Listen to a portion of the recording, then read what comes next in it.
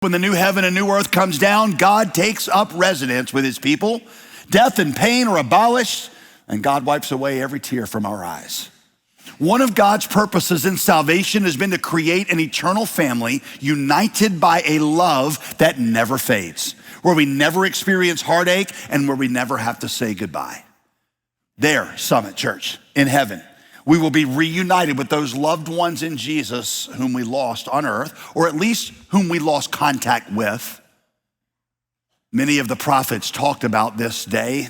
In fact, one of my favorites is the prophet Isaiah when he says in chapter 49 of his book, this is what the sovereign Lord says, in that day, this day we're looking at in Revelation 21, in that day I will give the signal, and they, the angels, will carry your little sons back to you in their arms.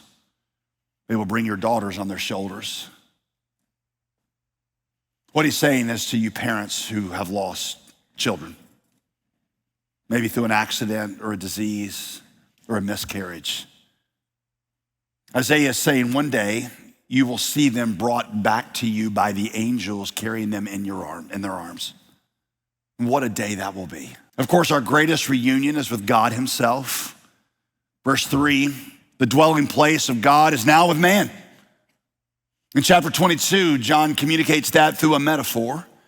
He talks about a river of the water of life, bright as crystal, flowing from the throne of God and the Lamb to the middle of the street of the city.